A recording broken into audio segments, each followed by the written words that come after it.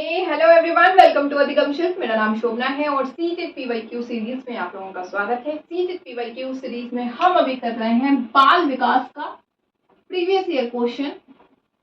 और ये previous year questions जो हैं वो मैंने कई सारे इसके ऑलरेडी आपसे डिस्कस किए हुए हैं। और ये वाला जो है आपका 15 क्वेश्चन का सीरीज है, जिसमें हम 15 क्वेश्चन फिलहाल डिस्कस कर रहे हैं। चाहे वो पेपर 1 की तैयारी हो, चाहे वो पेपर 2 की तैयारी हो, रैंडम पेपर 1 और पेपर 2 दोनों के क्वेश्चंस यहाँ पे लिए जाते हैं और डिस्कस किए जाते हैं।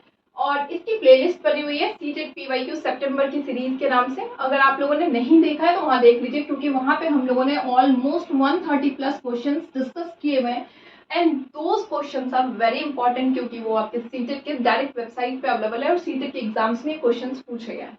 सो वो वीडियो आपके लिए काफी बेनिफिशियल होगा।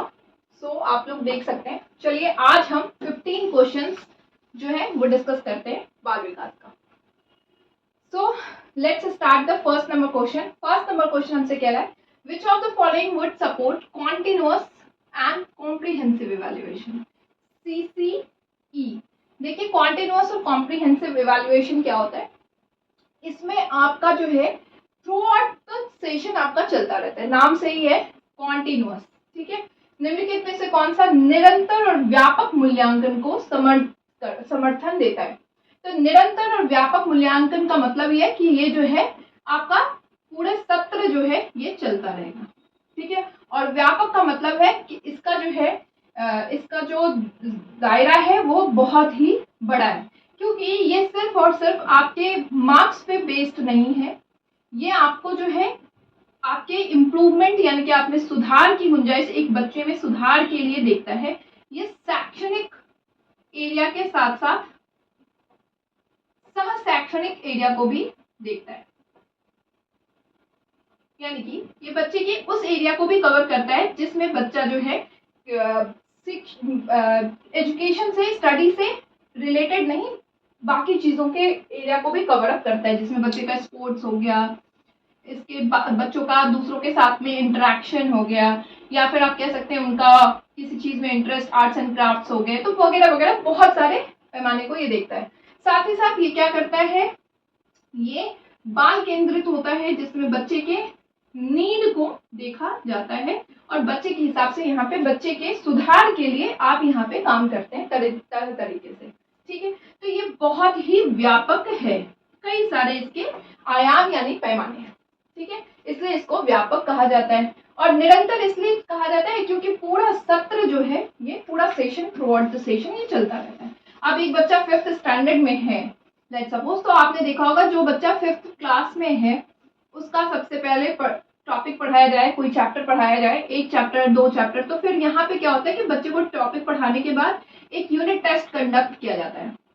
ये यूनिट टेस्ट जो है ना, ये इसका आप कह सकते हैं कि निरंतर चलने वाला प्रक्रिया के अंदर आता है, जिसमें आप बच्चे का एक टेस्ट ले रहे हैं और टेस्ट लेने के बाद आप बच्चे की हर एक बच्चे तक पहुंच पा रहे हैं कि इस बच्चे को समझ आ गया, इस बच्चे को थोड़ी सी दिक्कतें आ रही है, इसको ज्यादा मुझे दोबारा से कराने की जरूरत है, इस बच्चे को बहुत अच्छे समझ आ गया। मतलब आप एक टेस्ट लेते हैं, या यूनिट टेस्ट ले रहे हैं, या ओरल टेस्ट ले रहे हैं, या सरप्राइज टेस्ट, डिस्कशन, क्विजेस, इनके थ्रू आप जो है बच्चे के पूरे सेशन, पूरा सत्र आप उनको समझ पाते हैं और उनके नीड के हिसाब से उन्हें जो है आप मदद करते हैं। ठीक है, तो ये बच्चे के इम्प्रूवमेंट के लिए बात करता है, सर्वांगीण विकास की बात यहाँ पे की जाती है। ठीक है, होलिस्टिक डेवलपमेंट। तो ये तो आपका CCE के बारे में है। ओके, ये ओवरऑल अगर हम CCE की बात करें तो ये सारी चीजें आपने CCE में देखा। अब हम क्वेश्चंस को देखने की कोशिश करते हैं, हम क्वेश्चन के हिसाब से बात करते हैं। क्वेश्चन हमसे कह रहा है कि इनमें से क्या है जो कि CCE को सपोर्ट करता है।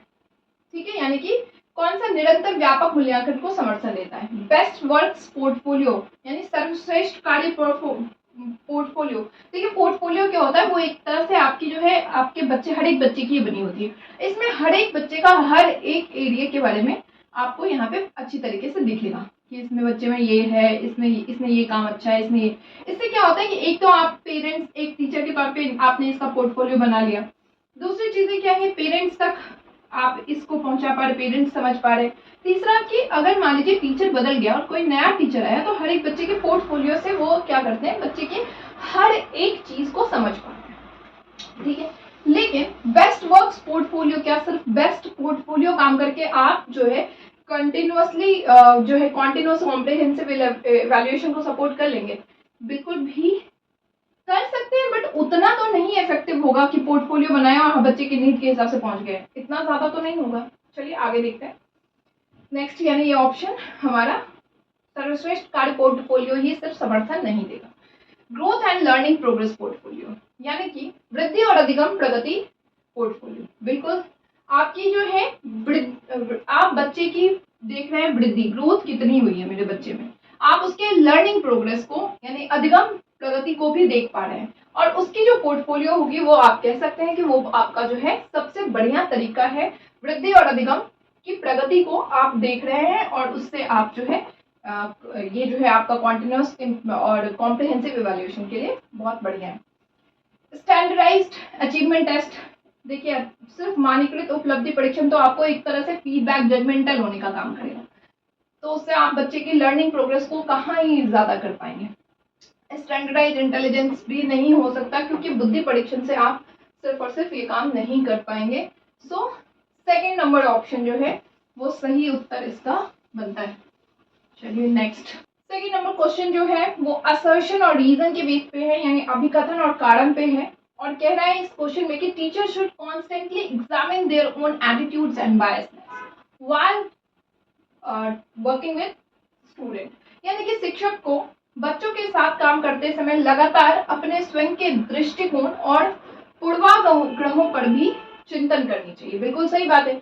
एक टीचर जो है, एक टीचर को अपने स्टीरियोटाइप्स यानी कि रूढ़िवादिता को हमेशा उस पर वर्कआउट करनी चाहिए कि उनकी कोई भी चीज जो है वो बायस नहीं हो, बायसनेस नहीं हो किसी पर्टिकुलर चीज को लेकर के, पूर्व मतलब पुरानी चीजों को लेकर के वो जो है बहुत ज्यादा बायस ना हो जाए, उन चीजों को अपने बच्चों तक पहुंचा ना दे।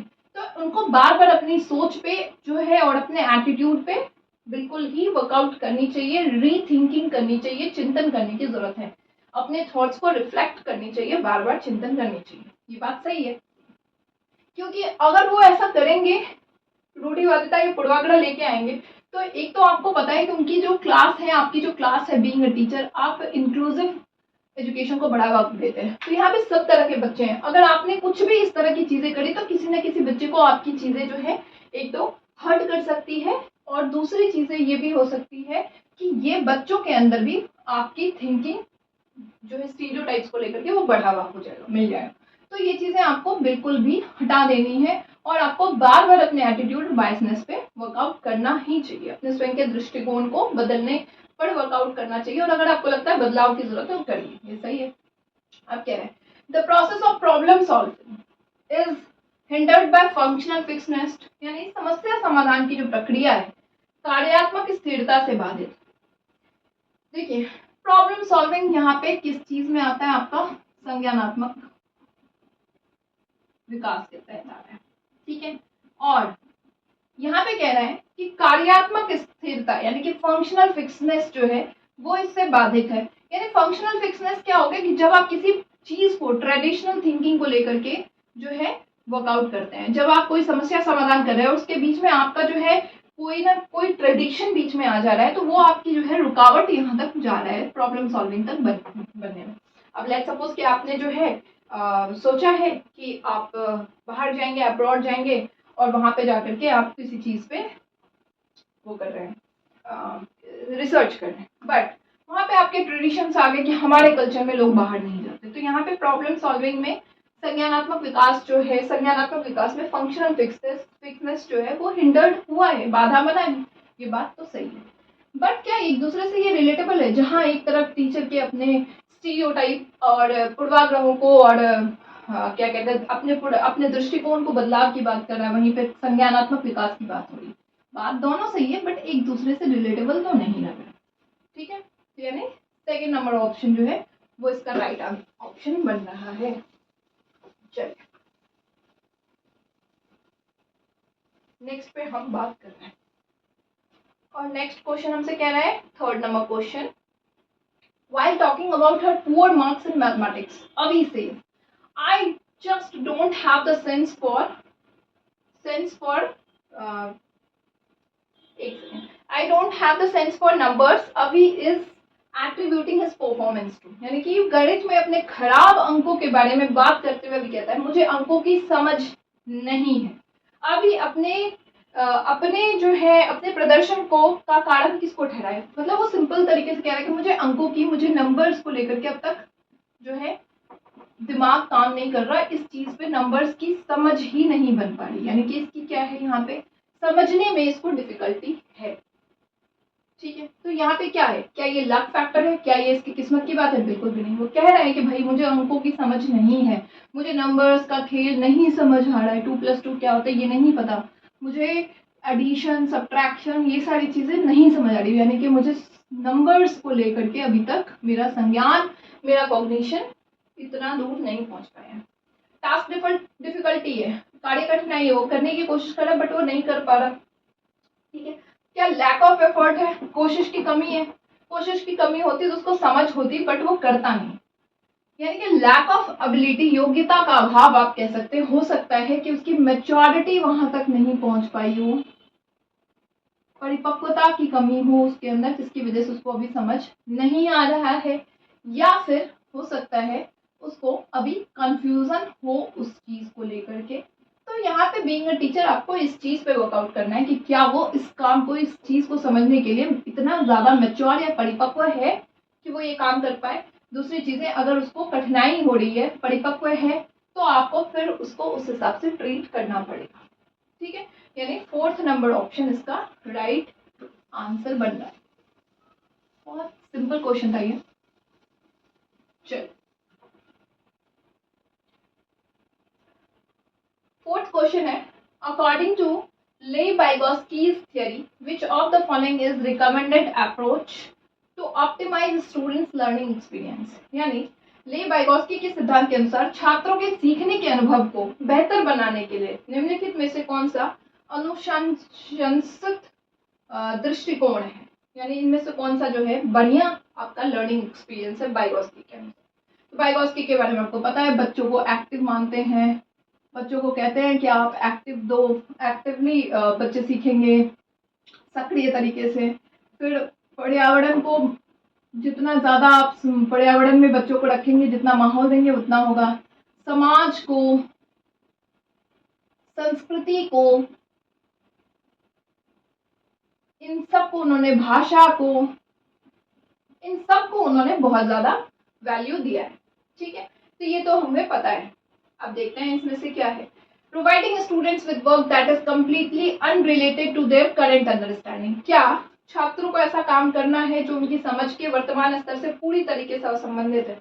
असंबंधित होगा तो कैसे होगा, अब बच्चा है 5 साल का, सिर्फ नंबर्स का ज्ञान ले सकता है अभी इस उम्र में, या फिर छोटे छोटे नंबर्स के साथ चीजों को समझ सकता है, और आपने उसको दे दिया बड़े हिसाब का काम कि तुम मुझे बताओ 2 2 2 5 7 9 को मल्टीप्लाई करके, तो यहाँ बच्चा नहीं कर पाएगा ना ये काम।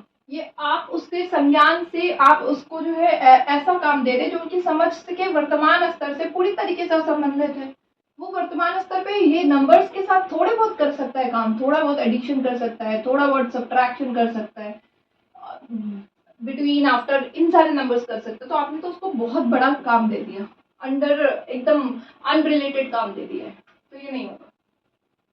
Providing students with work that is just beyond their current level of understanding and give appropriate support and guidance, यानी कि छात्रों के वर्तमान स्तर पर आधारित उनको उचित समर्थन देना और मार्गदर्शन देना। यानी अभी आपने देखा कि इस बच्चे को सिर्फ जो है नंबर्स के साथ में पता है, तो आपने थोड़ा उसके हिसाब से काम दिया, और अगर बच्चा यहाँ पे कुछ चीजें गलती कर रहा है तो आप उसको यहाँ पे, अगर 2+2 वो 5 कर रहा है, तो आप उसको क्या कर रहे हैं, उचित गाइडेंस और मार्गदर्शन दे रहे हैं, आप उसको दोबारा से समझा रहे हैं, चीजों को दे रहे हैं, तो ये बात सही है। Second number, providing no support, third option, आपको जो है छात्रों की सहायता नहीं देना है, बिल्कुल देना है, तो यहाँ पे बाइगोस्की कहते ही हैं कि आप बच्चों को ये जो देते हैं सपोर्ट, वो क्या है, स्कैफोल्डिंग है, यानी कि टेम्पररी हेल्प, आलंबन, अस्थायी मदद, ये देते हैं बीइंग अ टीचर हम बच्चों को। ये टीचर का ही तो काम है। अगर टीचर ये नहीं करेंगे तो बच्चे को कैसे उसका संज्ञान का विकास होगा। तो आप उसको अस्थायी तौर पे मदद करते हैं, बच्चा करता तो खुद है लेकिन आप उसकी मदद करते हैं। छात्रों को ऐसा काम देना जिससे वह व्यक्तिगत रूप से प्रबंधित और पूरा कर सकें, मतलब स्टूडेंट्स को इतना ही काम देना जिससे कि वो जो है अपना काम इंडिविजुअली कंप्लीट कर पाए। तो फिर उसका जो दायरा है ZPD का वो कैसे बढ़ेगा। इतना तो कर रहा है काम लेकिन आप उस दायरे को बढ़ाते तो हैं। यही दायरा जो बढ़ाते हैं वही तो आपका ZPD है। और ये करता कौन है, MKO, यानी आप बीइंग अ टीचर। किस चीज के थ्रू करते हैं आप करते हैं यही स्कैफोल्डिंग के थ्रू, आलंबन देते हैं बच्चे को। तो कुल मिलाकर के सेकंड नंबर ऑप्शन बनता है इस क्वेश्चन का राइट आंसर। सेकंड था ना, हाँ, सेकंड नंबर ऑप्शन बनता है। चलिए नेक्स्ट 15th नंबर क्वेश्चन कह रहा है which of the following statement best describe the role of teacher in progressive education. Progressive education में आपको पता है, प्रोग्रेसिव एजुकेशन में भी आप क्या करते हैं, बच्चों को जो है देते हैं, अच्छी अच्छी चीजें करते हैं, बच्चों को इंक्लूसिविटी देते हैं, यानी समावेशन देते हैं, बच्चे को एक्टिव सक्रिय रखते हैं, बच्चे को और क्या करते हैं, सुविधा प्रदान दे रहे हैं, यहाँ पे बच्चे को सीखने का पूरा मौका देते हैं, उसको पूरी तरीके से आप जो है क्या कर रहे हैं, बच्चे को पूरी तरीके से आज़ादी यानी इंडिपेंडेंसी देते हैं बच्चे को सीखने के लिए। ये प्रोग्रेसिव एजुकेशन की बात होती है। अब यहाँ पे टीचर जो है वो क्या करते हैं, टीचर का काम क्या है, बच्चे को, यहाँ पे टीचर का काम होता है बच्चे को आलंबन प्रदान करना, स्कैफोल्डिंग देना, बच्चे को फैसिलिटी देना, सुविधा देना, बच्चे को इसके अलावा क्या देते हैं, गाइड करने का काम आप करते हैं, मार्गदर्शन का काम आप करते हैं। ये वगैरह वगैरह अच्छी चीजें आप कुल मिलाकर के प्रोग्रेसिव एजुकेशन में करते हैं। ठीक है, तो यहाँ पे कह रहे हैं कि इनमें से कौन सा प्रोग्रेसिव एजुकेशन के बारे में जो है प्रगतिशील शिक्षा में शिक्षक की भूमिका सबसे अच्छी तरीके से। क्या टीचर यहाँ पे प्राइमरी सोर्स ऑफ नॉलेज है, सिर्फ टीचर ही यहाँ पे प्राथमिक स्रोत होते हैं, बिल्कुल भी नहीं। यहाँ पे टीचर जो है वो प्राथमिक स्रोत नहीं है, वो आपके सीखने में, आपके जिज्ञासा में आपकी मदद करने वाले, सुविधा देने वाले, आपको मार्गदर्शन देने वाले, आलंबन देने वाले, स्कैफोल्डिंग करने वाले होते हैं। तो ये ऑप्शन एलिमिनेटेड।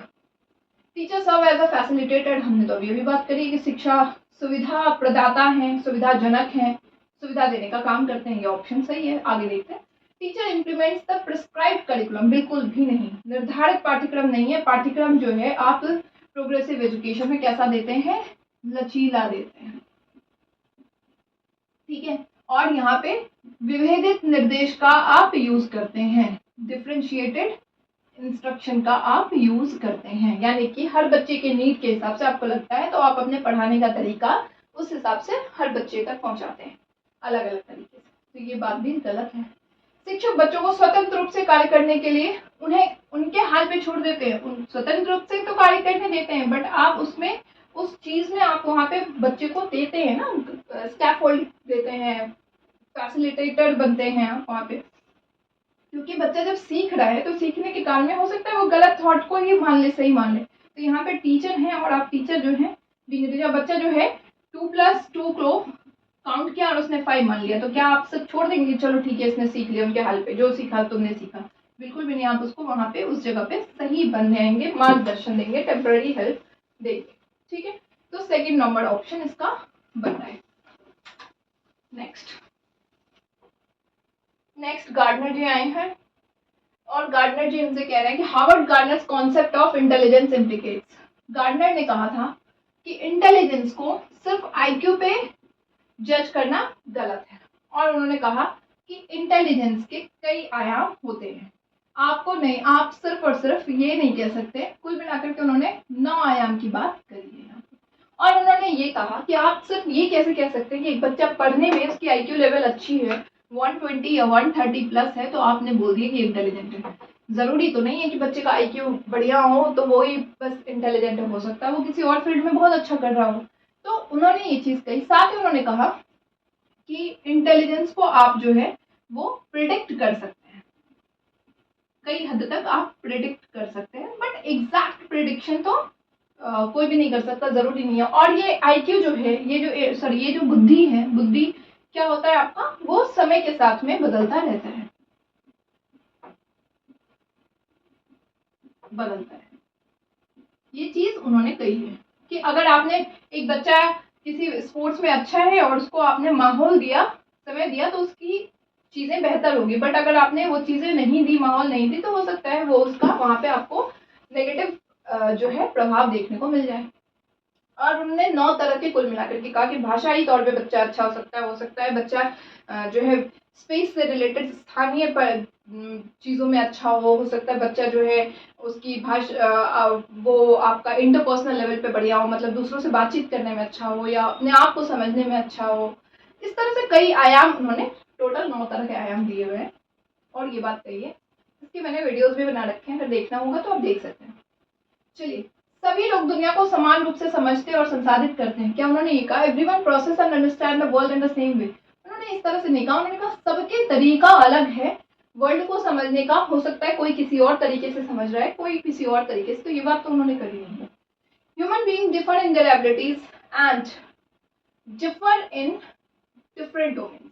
अलग अलग आयामों में लोगों की अलग अलग योग्यता होती है, ये बात सही है। उन्होंने अभी भी कहा कि लैंग्वेज को लेकर हो सकता है कोई बढ़िया हो, मैथमेटिकल चीज़ों में और लॉजिक्स में कोई बढ़िया हो, कोई हो सकता है स्पेस से रिलेटेड चीज़ों की खबर अच्छी रखता हो, कोई दूसरों को समझने में बढ़िया हो, कोई खुद को समझने में बढ़िया हो, कोई आपका हो सकता है कि किसी को जो है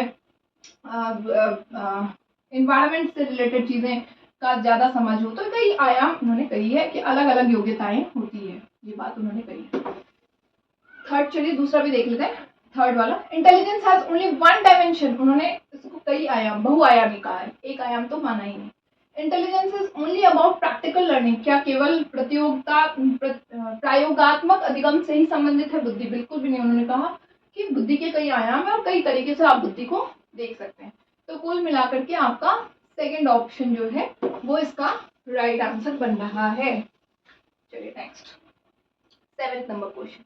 सेवेंथ नंबर क्वेश्चन कह रहा है which of the following sequence of representation of concept is in accordance with children's gradual development of cognitive abilities.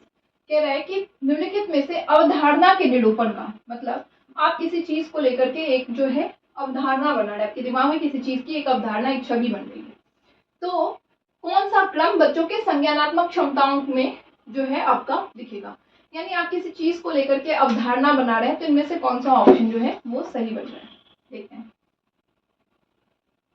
Action based, यानी सबसे पहले कोई चीज जो है वो आप बच्चे के अंदर एक्शन यानी क्रिया आधारित, अब आपने किसी चीज को एक्शन के साथ, क्रिया के साथ किया है, ठीक है, ठीक है। सबसे पहले आपने किसी चीज को लेकर के उसको एक्शन के साथ बताया, जैसे लेट सपोज कि बच्चे को आपने जो है सॉलिड, लिक्विड और गैसेस का कॉन्सेप्ट पढ़ा रहे हैं साइंस में, तो अब आपने उस पर एक्शन दिखाया, आपने चीजों को लेकर के एक्शन के साथ दिखाया, ये देखो ये सॉलिड है, ये पत्थर, इसको टच करो, फील करो, आप ये देखो ये लिक्विड है, ये चीजें इसको देखो, और ये गैस है जिसको आप देख ही नहीं पा रहे हो। तो इस तरह से आपने एक्शन लिया। जब आपने एक्शन लिया तो बच्चे ने क्या किया, उसकी छवि बनाई, यानी कि एक इमेज बेस्ड हुआ, ठीक है, इमेज उस चीज की बनी। और उसके बाद सिंबल बेस्ड आपका होता है, आप सिंबल्स भी, आप इसमें संकेत आधारित भी कर सकते हैं। ये बात सही है बिल्कुल कि आप किसी चीज को लेकर के सबसे पहले बच्चों को कैसे पढ़ाते हैं, आप सबसे पहले क्रिया के बेस पे बिहार पे पढ़ाएंगे, फिर आप छवि बेस पे पढ़ाएंगे, और संकेत जब होगा तो बच्चों को किसी चीज की अवधारणा जो है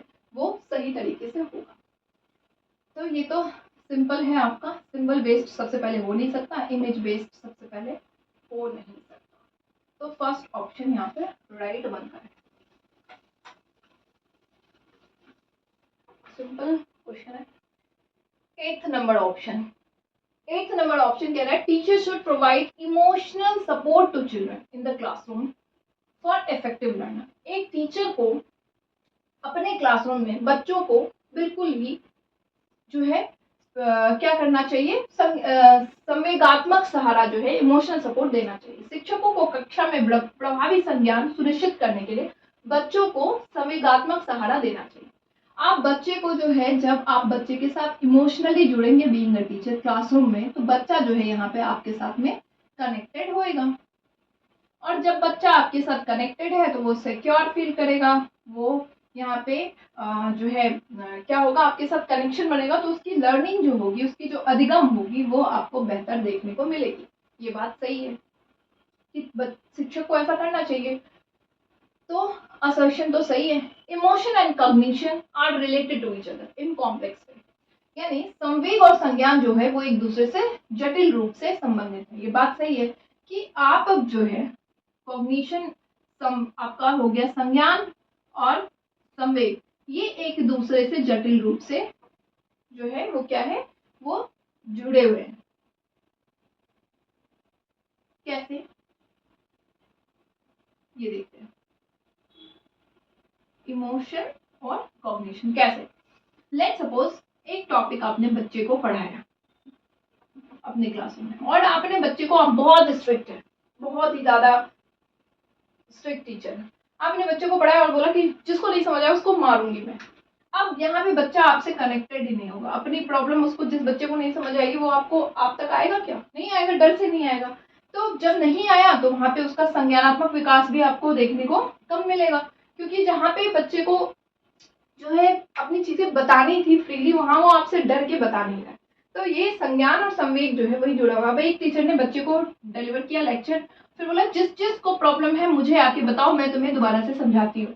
और बच्चा आपसे पहले से ही जुड़ा हुआ महसूस करता है, वो सारे बच्चे आपको अपनी बात रखेंगे, जिनको जो नहीं समझ आया और आपने बहुत हैप्पीली उसको बताया, तो आपकी क्लासरूम में आप देखेंगे बच्चों को चीजें बहुत अच्छे से समझ आई, यानी कॉग्निशन बहुत बेहतर वहाँ पे आपको देखने को मिलेगा। तो ये बात भी बिल्कुल सही है।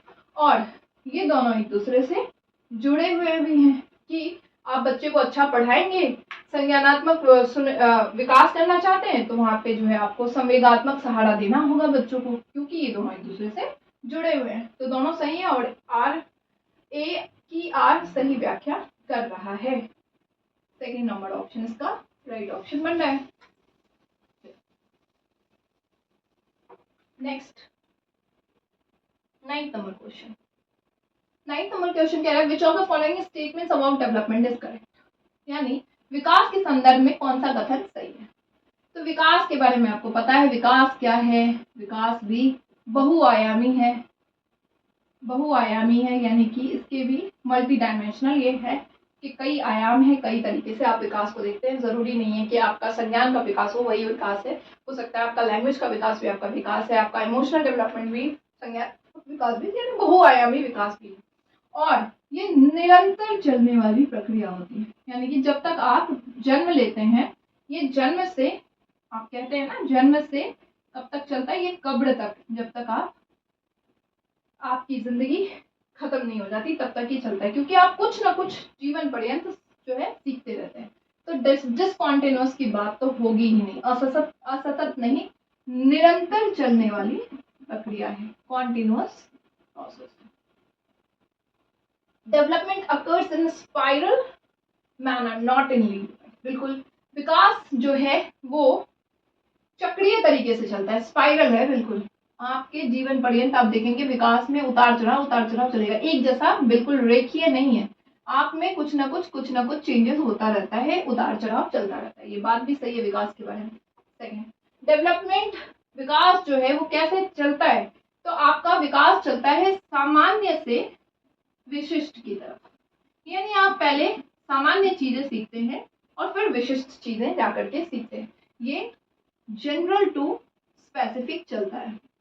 आप बच्चे को सबसे पहले अल्फाबेट सिखाते हैं, जब अल्फाबेट बच्चा सीखता है तब आप उसको लेटर्स के बारे में सिखाना, वर्ड्स फॉर्मेशन जो हो गया, सेंटेंसेस, ये सब बाद में सिखाते हैं, सबसे पहले आप अल्फाबेट सिखाते हैं। तो यानी जनरल से, सामान्य से विशिष्ट की तरफ सिखाते हैं, तो ये चीजें भी यहाँ पे गलत है।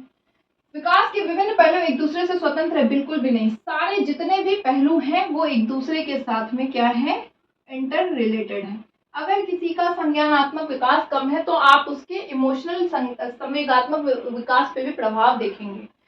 तो कहीं वहीं पे आप उसके भाषाई विकास में भी प्रभाव देखेंगे। तो ये सारे जो हैं एक दूसरे से क्या है, स्वतंत्र तो नहीं है, जुड़े हुए कह सकते हैं, इंटर रिलेटेड। ठीक है, तो राइट ऑप्शन जो बनता है वो इसका सेकंड नंबर ऑप्शन बनता है। ठीक है, 10th नंबर क्वेश्चन कह रहा है, वाइगोत्स्की आए हैं हमारे। According to Lev Vygotsky, children regulate their own behaviour through. Vygotsky के अनुसार बच्चे अपने स्वयं के व्यवहार को किस प्रकार नियमित करते हैं। तो आपने देखा बच्चों के बारे में, भाषा के बारे में उन्होंने 3 तरह की भाषा के बारे में बताया था कि बच्चों में भाषा का विकास सबसे पहले सोशल यानी सामाजिक चीजें, सामाजिक होता है। फिर आपने यहाँ पे प्राइवेट स्पीच के बारे में देखा था, निजी वाक, और फिर आपने देखा यहाँ पे साइलेंट इनर स्पीच,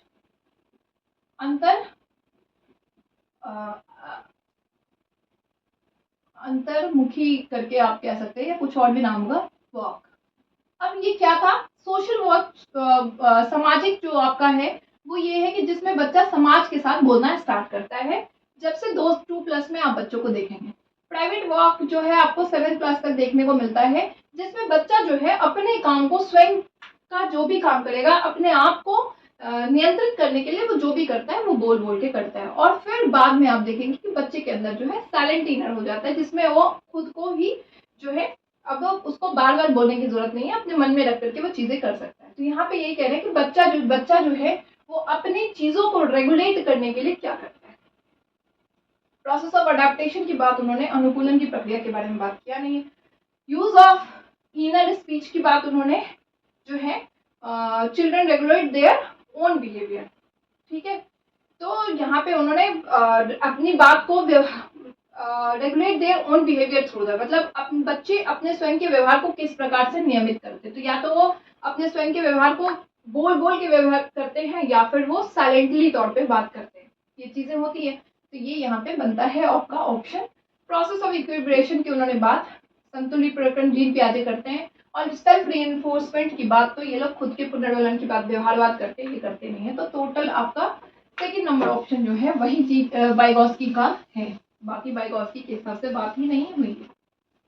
चलिए next 11th number question. 11th number question हमसे कह रहा है, which pedagogical concept approach would be adopted by teacher who firmly believe in construction to teach concept of floating and sinking to class 5th children। यानी कक्षा 5वीं के बच्चों को तैरने और डूबने से की अवधारणा को पढ़ाने के लिए संरचनावाद में दृढ़ विश्वास रखने वाले शिक्षक द्वारा कौन सी शैक्षणिक दृष्टिकोण अपनानी चाहिए।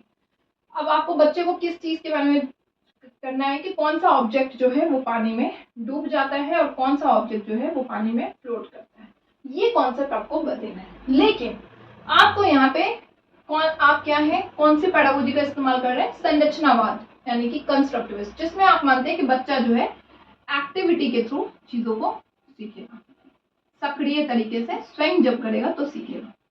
अब यहाँ पे आप क्या करेंगे, एक्टिविटी वाली चीजें, जब आप कंस्ट्रक्टिविस्ट हैं तो आप बच्चों को क्या करेंगे, आप यहाँ पे बच्चों को मौका देते हैं एक्टिविटी करने का, गतिविधि करने का, है ना, बच्चों को खोज करने का मौका देंगे, एक्सप्लोर करने का।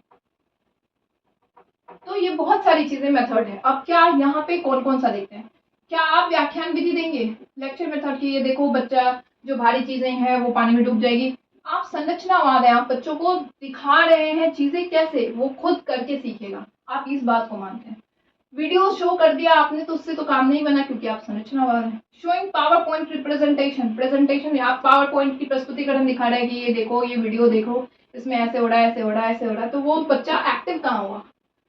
निर्देशित खोज, गाइडेड डिस्कवरी, अब यहाँ आप क्या करेंगे, निर्देशित खोज में आप बच्चों को ऑब्जेक्ट्स बोलेंगे, ये ऑब्जेक्ट्स लो, यहाँ है पानी, इसमें डालो और देखो कौन सी चीजें डूब जा रही है, कौन सी चीजें फ्लोट कर पा रही है। और फिर आप बच्चों को बोलो क्या महसूस किया तुमने, क्या तुम्हें समझ आया।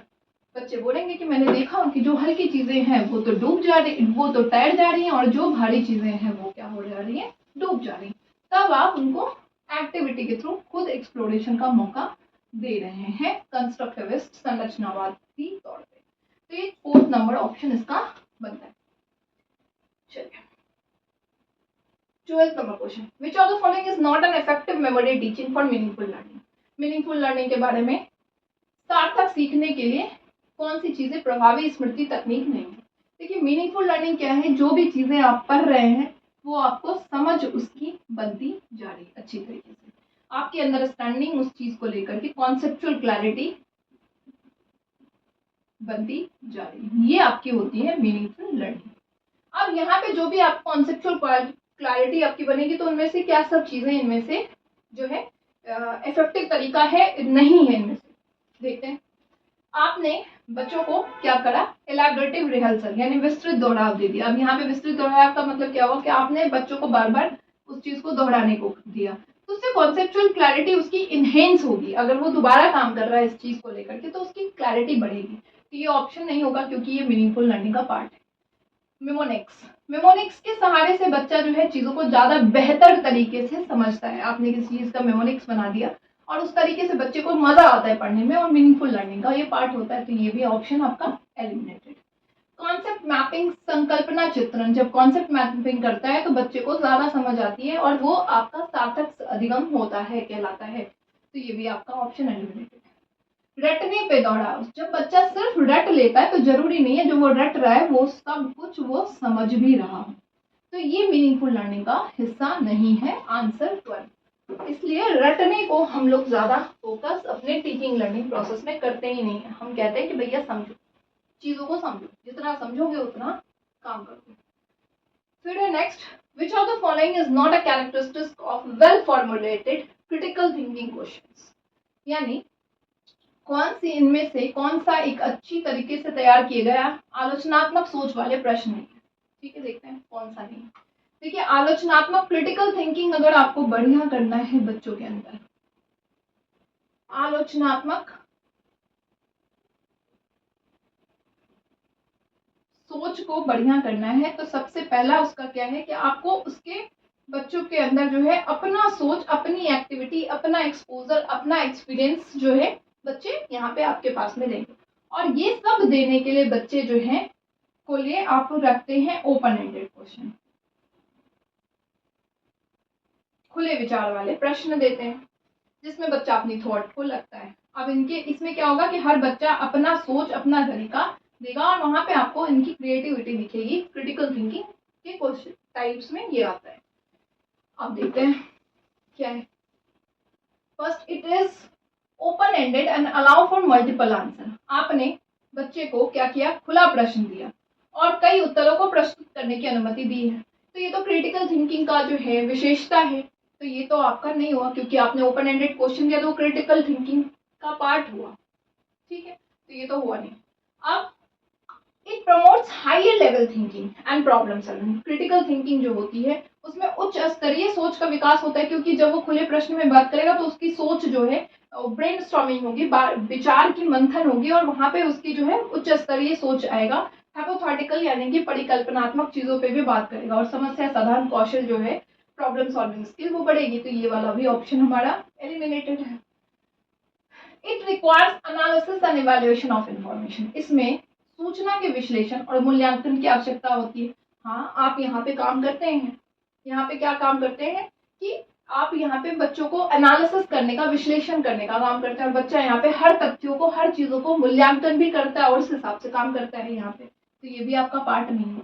It is based primarily on factual information. सिर्फ फैक्ट्स के, तथ्यों के आधार पर आप जानकारी आधारित करते हैं, ये इसका ऑप्शन नहीं होगा क्योंकि यहाँ पे कई तरीके से आप जो है चीजों को लेकर के काम करते हैं। तो सेकंड नंबर ऑप्शन इसका बनता है। ठीक है, 14 number question.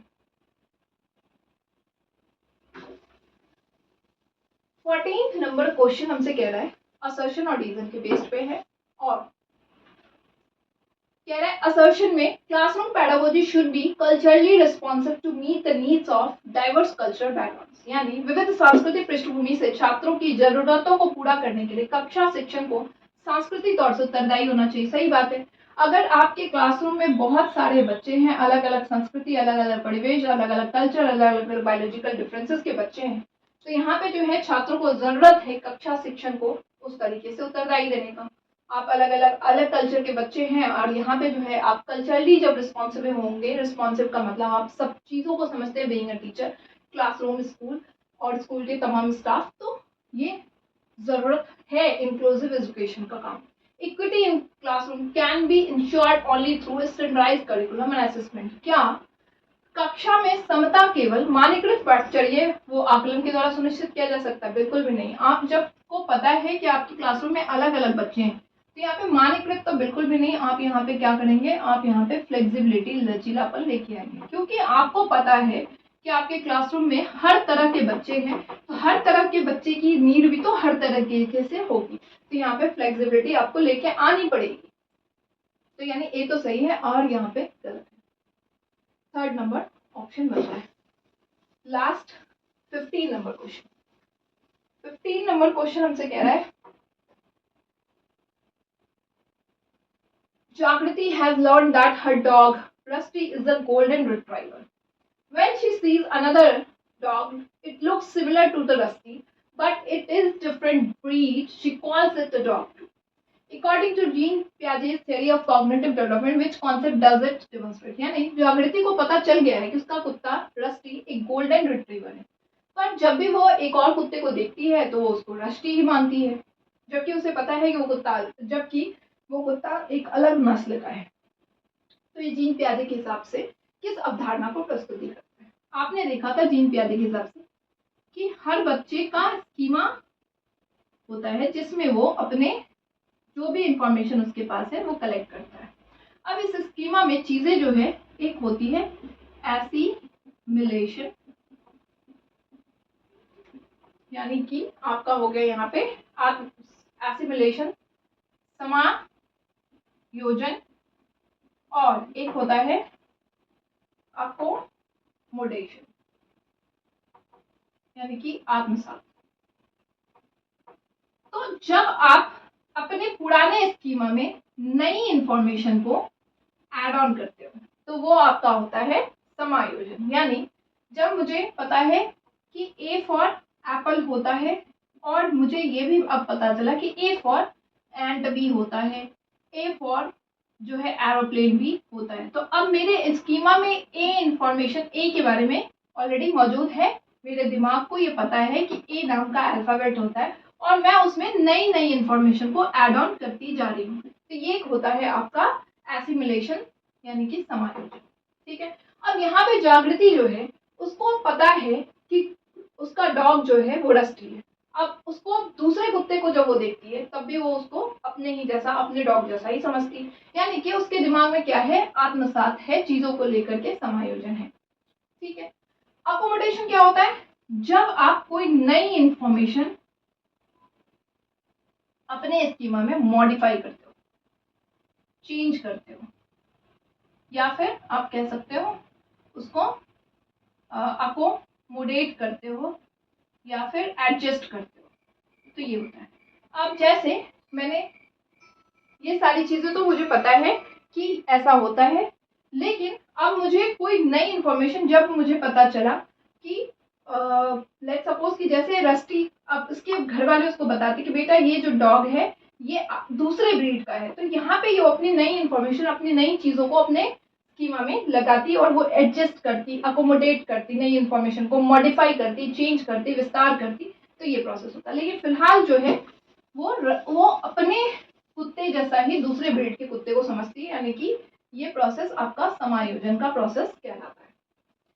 So total 15 questions आपके हो गए हैं डन। आई जस्ट होप कि वीडियो अगर आपको अच्छी लग रही होगी, और इसके बाद ये वाला सीरीज, ये वाला जो सेट है ये कंप्लीट हो जाएगा, तो फिर मैं 50-50 30-30 क्वेश्चंस की हर एक टॉपिक की रिवीजन सीरीज करूँगी, जिसमें डेवलपमेंट्स हो, असर्शन रीजन हो, चाहे कोई बग हो, मतलब जितने भी टॉपिक्स हमने किए हैं उनके 15 क्वेश्चन, 20 क्वेश्चन, 30 क्वेश्चन, जैसा भी पॉसिबल होगा, 3 पार्ट्स में हम करेंगे, सो दैट कि हमारे अब कॉन्सेप्ट को टॉपिक वाइज जो है क्लैरिटी मिले, क्योंकि पीवाईक्यूज हमने ऑलमोस्ट 150 जो है तब तक हम कर चुके रहेंगे। पीवाईक्यूज बहुत हो चुके हैं हमारे, अब हम रिवीजन क्वेश्चंस के थ्रू रिवीजन सीरीज इसी में ऐड ऑन करते जाएंगे।